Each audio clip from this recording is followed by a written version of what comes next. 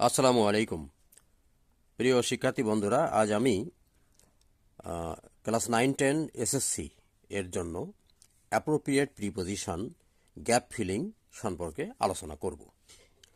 এটা খুবই প্রয়োজন এবার 2027 সালের জন্য। বর্তমান যারা সিলেবাসে আসো 2026 সালের এই সিলেবাসে এটা অন্তর্ভুক্ত করা হয়েছে। এটা তোমাদের জন্য খুবই গুরুত্বপূর্ণ, যে কারণে আমি এর আগে একটা ভিডিও দিয়েছি, এরপরে আরও একটা ভিডিও দিচ্ছি। আশা করি তোমরা ভালোভাবে বুঝতে পারবে। আচ্ছা, প্রথমে আমি শূন্যস্থান সহ প্যাসেজটি পড়ব, তারপরে এটা সমাধান দেওয়ার চেষ্টা করব। আচ্ছা, the result A dash honesty is beyond description. অর্থাৎ সততার যে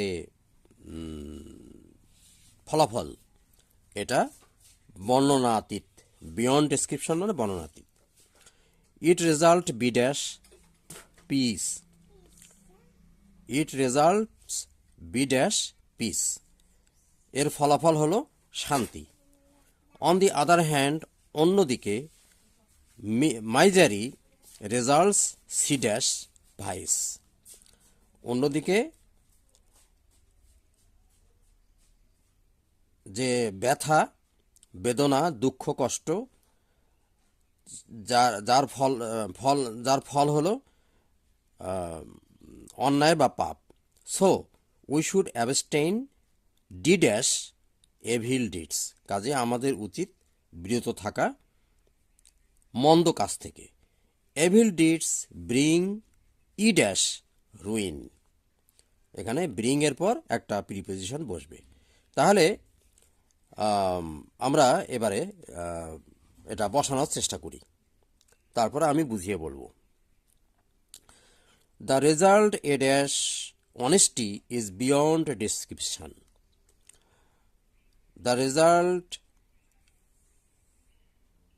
অনেস্টি মানে অনেস্টি সম্পর্কে যে ফলাফল, তাহলে এখানে ন্যাচারালি অফ বসবে। The result of honesty is beyond description. সততার যে ফলাফল সেটা বর্ণনাতীত। আচ্ছা, এরপরে ইট রেজাল্টস বি ড্যাশ পিস। আচ্ছা, এর ফলে কি হয়? শান্তি আসে। তাহলে এখানে ইট রেজাল্টস, রেজাল্টস মানে এখানে কিন্তু ভার্ব, রেজাল্টসটা ভার্ব। ইট রেজাল্টস বি ড্যাশে হবে প্রিপোজিশন হবে ইন পিস। তাহলে রেজাল্ট ইন কেন হলো? রেজাল্ট ইন অর্থ হলো কোনো কিছু কাজের ফল পর্যবেসিত হওয়া, অর্থাৎ কোনো কিছু কাজের একটা ফলাফল পাওয়াকে ইন বসে। ইট রেজাল্টস ইন পিস। এর ফলে কি হয়? তাহলে প্রথমে একটা রেজাল্ট পাইলাম আমরা, এ ড্যাশে রেজাল্ট পাইলাম আমরা রেজাল্ট অফ, তারপরে বি ড্যাশে রেজাল্টস ইন পেলাম, results in peace. On the other hand,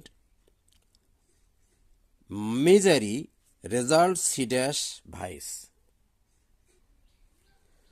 অন্যদিকে মিজারি মানে দুঃখ, কষ্ট, রেজাল্টস ভাইস, সি ড্যাশে কি হবে?